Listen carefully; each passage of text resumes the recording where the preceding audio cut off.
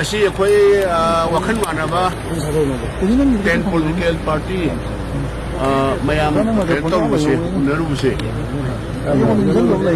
ado ako'y memorandum haiba tare memorandum sisu copy memorandum magtinati bullet point haiba tare ado ako'y unajaru busi Manipur si thanipan hele mapan ka dore daibak thiba thodo haiba tare Masi Manipuri Praja Singsi Ware Waman He Aduna Ako'y Center na su BJP ki government ni State na su BJP government ni Law and order se Life and property protect of se state government ki subject ni masi State government ki darkar laiba additional force piu equipment piu, vehicle piu, whatever dakar laiba singdo. Party amatagi sarkar ni na central su state su mateng adum pangbiram gani. Do masi thuna Manipur laiba praja singna shanti ne ba Manipur laiba praja singna paanche. Karamba matam na shanti lakani, peace lakani haibase. Manipur praja singna kaptar laulu tawrim mayam punamak singse. Ako'y so asa tawi. Sigumba yamna critical oiba issue tanja lakpa kanada sarkar gi taraf tagi all political party gi meeting kaudra koi atai political party like minded political party ma si leiba sida natana atai lehoriba party sing kai su yauna any suggestion or advice taunaraga akoi Bharat Sarkar hujik leiba center gi sarkar se Masigi Honorable Prime Minister unanaba appointment se ako'y hanasu dum tawjeba Chief Minister Office tagi Prime Minister gi any issue lakpa kanada Prime Minister Office ta PMO da appointment lorga subject na si matter sini law and order ni hai tarsu amani ba any issue amani ba hai tarsu ako'y laki hai na appointment lorga Honorable Chief Minister na lead tawrga matam du so ako'y dum tawjeba adum unarga problem se dum solve tawi adu masi Asing bagidi Sarkar pairiba political party or government na organized of bigadam ne madu ako'y khang bang ngamakta na ako'y appointment sector ga ako'y unaja baneba ako'y ngasi unarsi adu marui badi bullet point di ako'y na harami se husit leiba stage ayaw sani he masidi Prime Minister si Honorable Prime Minister si CM gi office tagi Tauraga masigi Manipur thoiba hojiki crisis haigadra issue haigadra tauriba ethnic class haigadra sigi matang sida all political party mayam sina utang unaba pami haina appointment lobi u haina koi mauna haina haijaram batare haibatare Honorable Chief Minister hoi ma yenge ado Prime Minister appointment loan na ba tauge na ma haiba ado machine marui badi adubu ako'y kari torok patay haibado ako'y among yeng batari state government ki side tagi marui na Honorable Chief Minister na Prime Minister ki appointment low base maram di sujik la iba stage mayam na siya na kangbire ay hanasu amuk ay haipeti ay pungdok chagraba kali national level ki all political party ki meeting ama tauba matamda Shri Amit Shah ji na Honorable Home Minister na share loba meeting da ay na haijabane masidi Center na India government si super power ki manung laire hujikti military might military shakti se world ki mari shuwa position da laire haina ako'y tajay adu karigumba madu lairasu laitrasu government of India na determination commitment ama lairagadi masi no Manipur tawna si yaroy aduna within 3 days or within 1 week ki manung da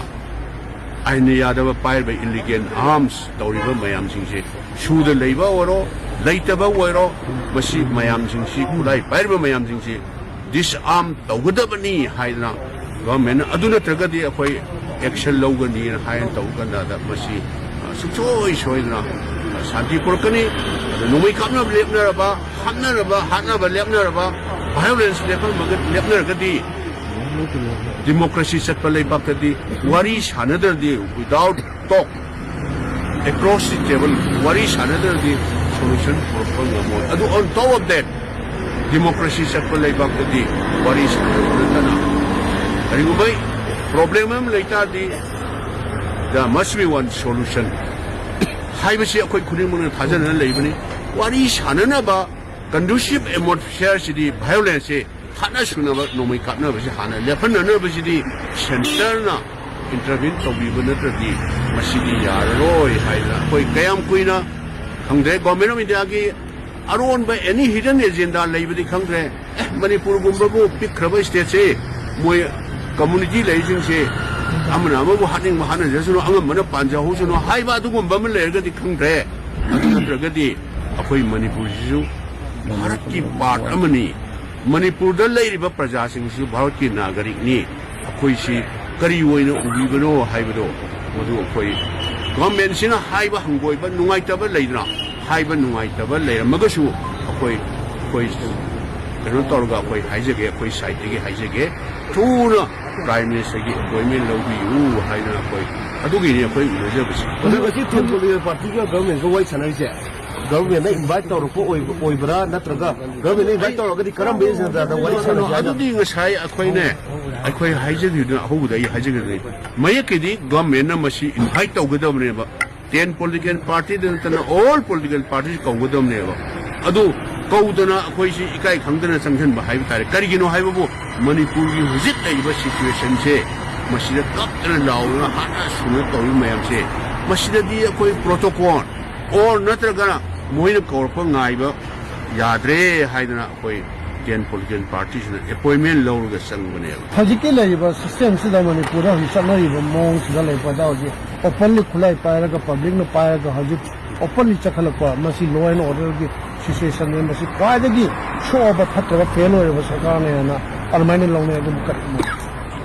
khoi di huntokraga India gi top court na Supreme Court of India na high duty law and order se totally fail hoire constitutional machinery is completely break down. Stay here and carry hiding idea. Sir, we demand about on her coming up with Hazajay, Adu Moina, a quick voice, a quick in the Kieva. Manipur Labour Prajajing voice near the Wio, other Manipur Prajajing voice with Tadra Gati, Kari Haini Aquila. A quick young sound at Hazay, Waris Hanada, any solution. Purpose hunting purpose muri wari shanana ba conducive atmosphere sinbiu intervene obiu haibse ni government of India na honorable prime minister intervene obiu na haibse do koi thajai yam chauna thajai wari shanada gadi koi solution purpose hunting purpose mutam changane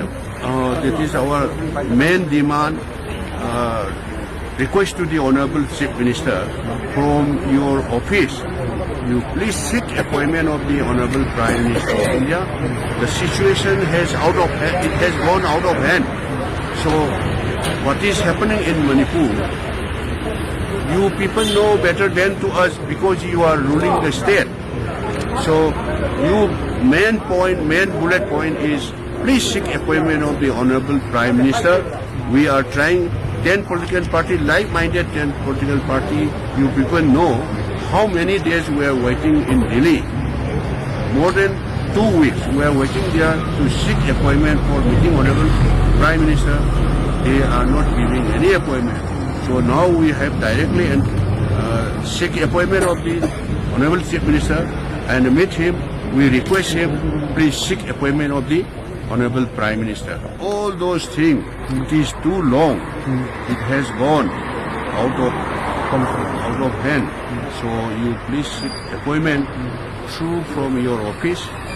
so that we can explain. We can request to the Honorable Prime Minister, please immediately intervene. He said he will try.